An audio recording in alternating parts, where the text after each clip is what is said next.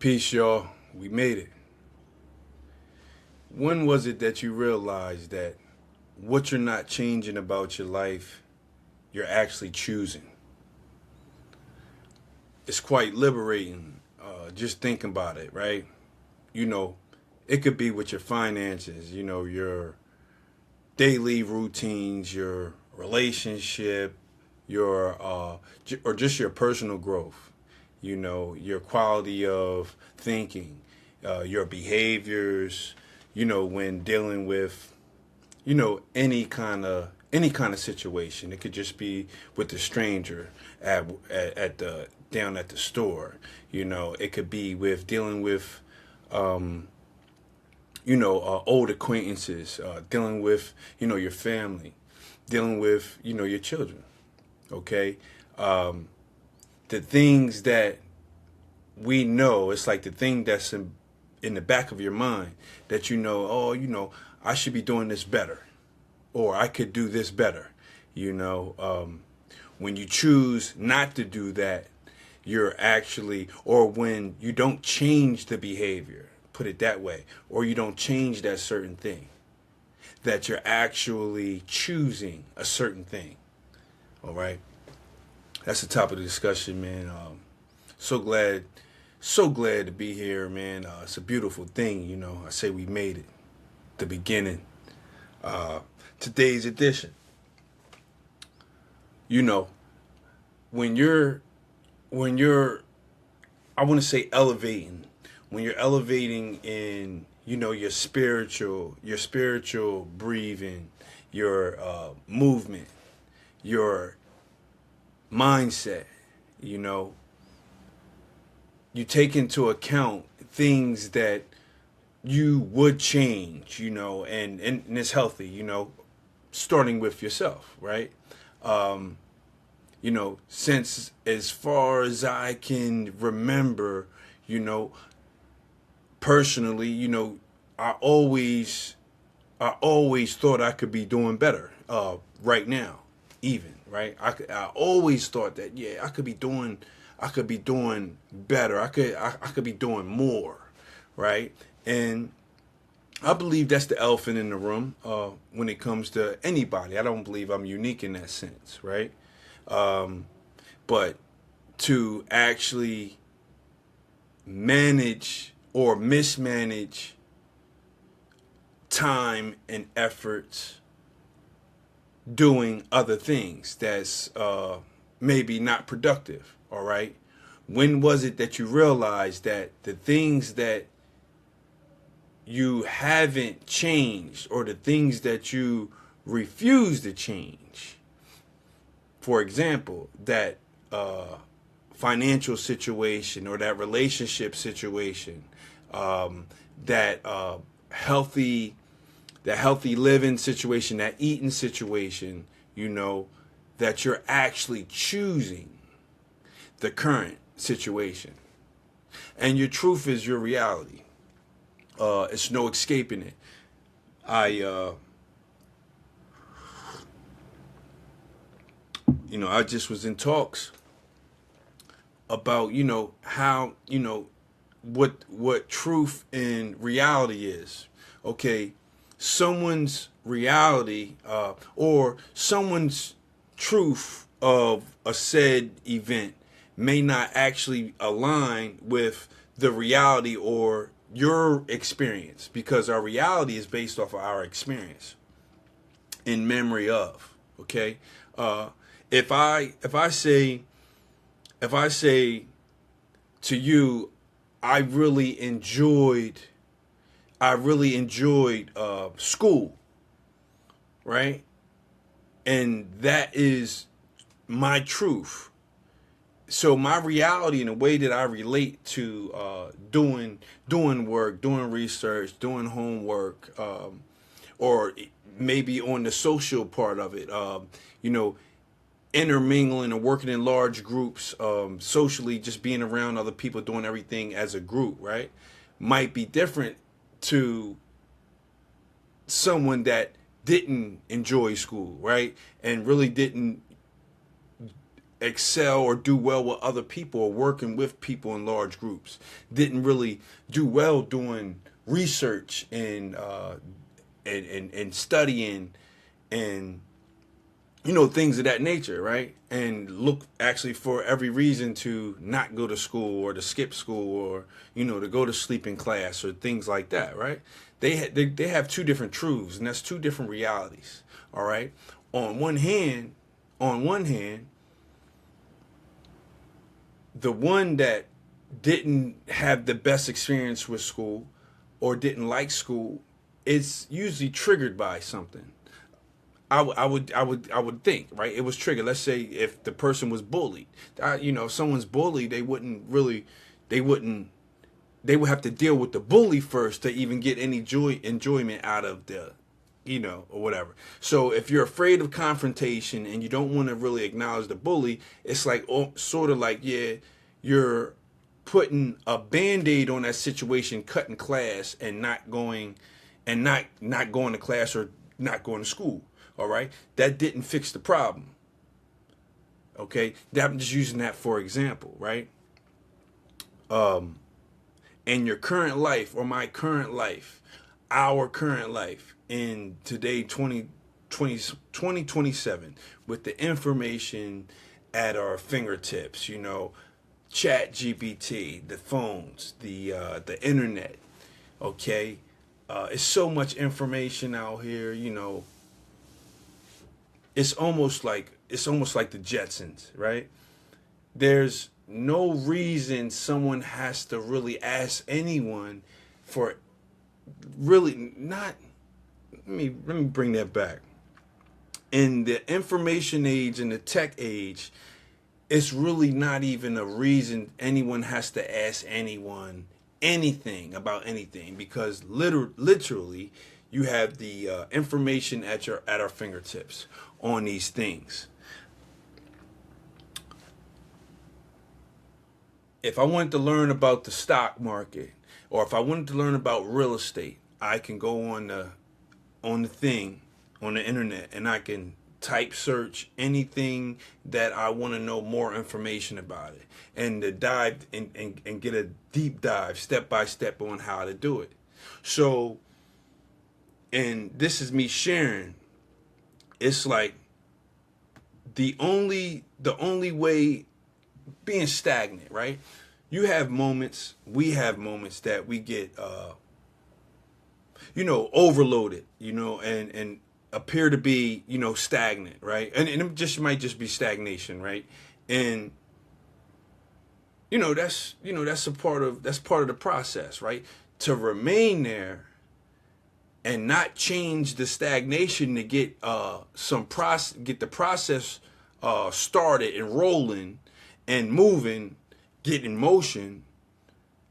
That would be a choice. When you're down, you're not supposed to stay down, and that could be down in spirits. That could be down.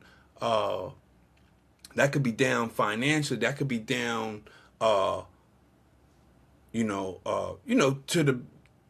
the magnitude of what you can do. Like if someone's sick and they're down, and then they can't do anything about it to a certain extent, right? But if without change, you're not going to get out of it without changing something, right? So when you refuse to change, you refuse to give up fast food, you refuse to go exercise, you refuse to stop buying sneakers, you refuse just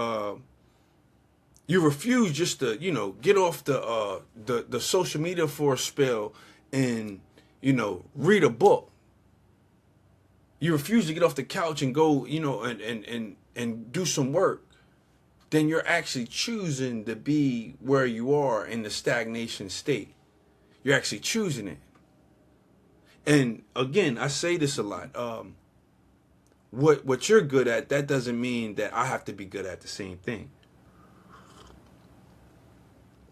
I don't think that's real.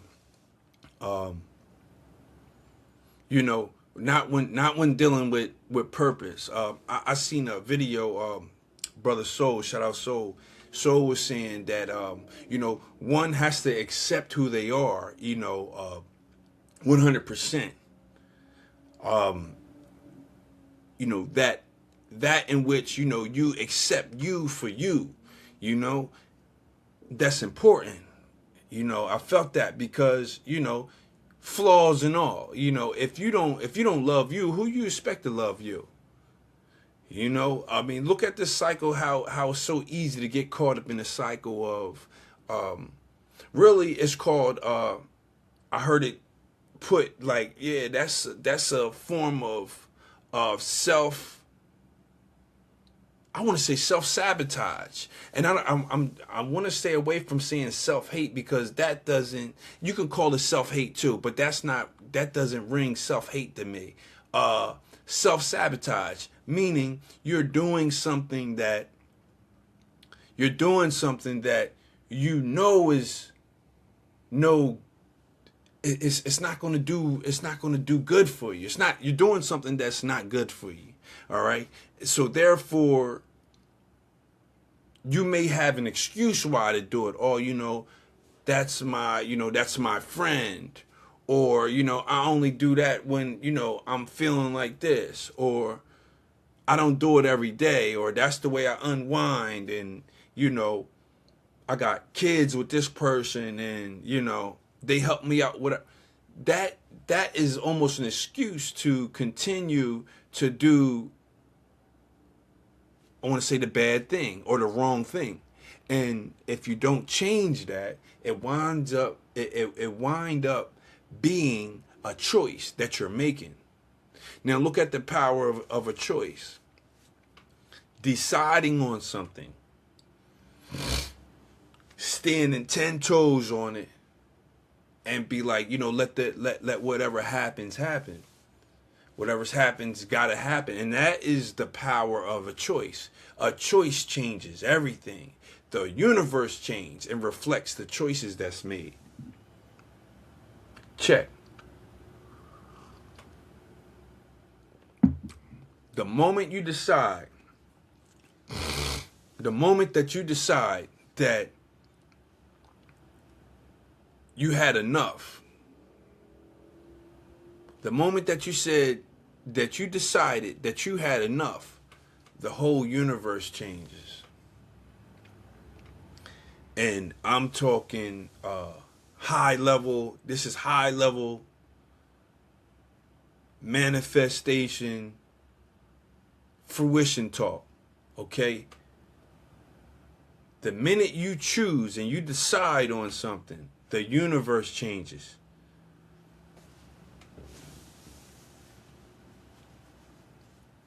Every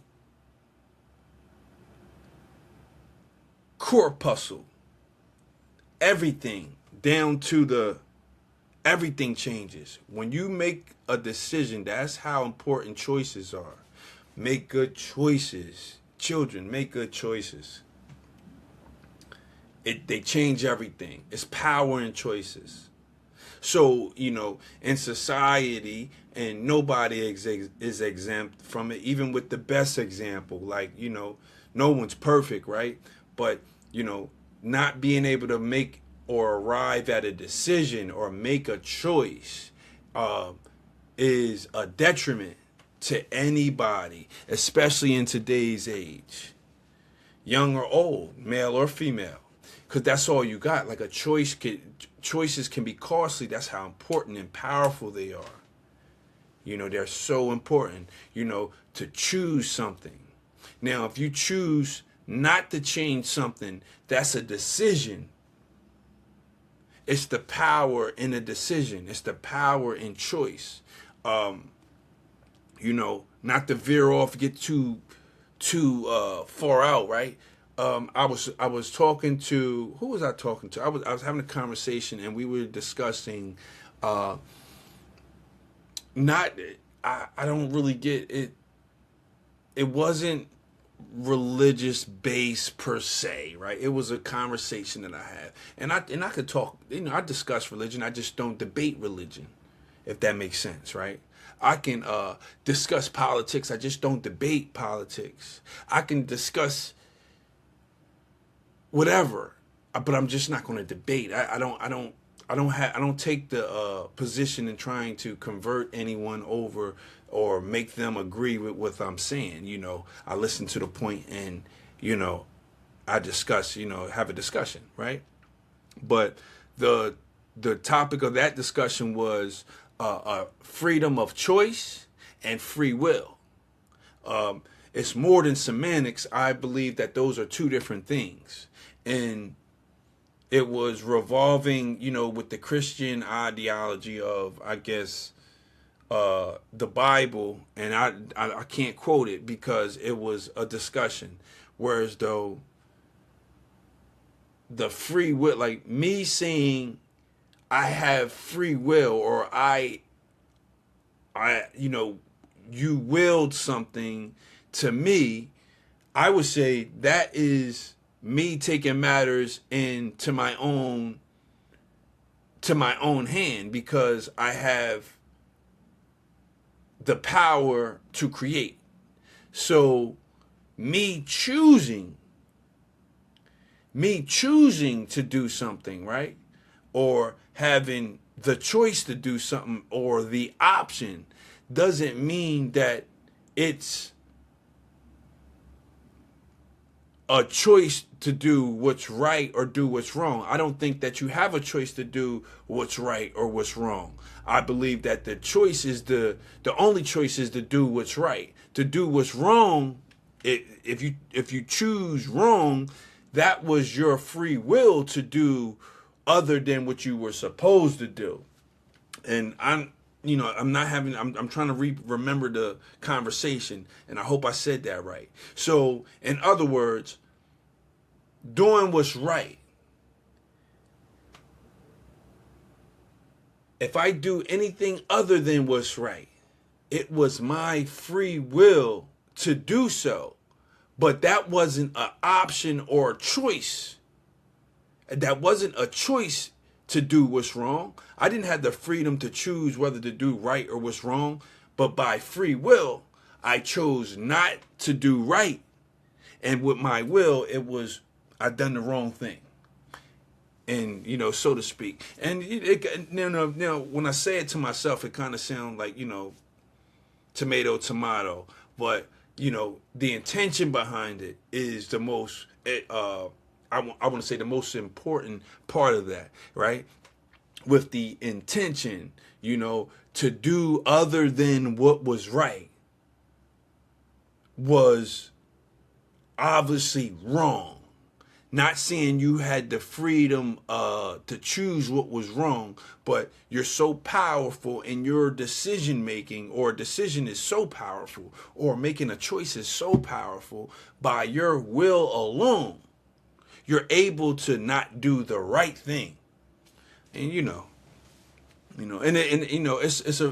all comes back, full circle to, if you don't change something about your situation, whether it's doesn't matter, in order to progress or to elevate, right, in divine order, right, then you're actually choosing to stay the same. If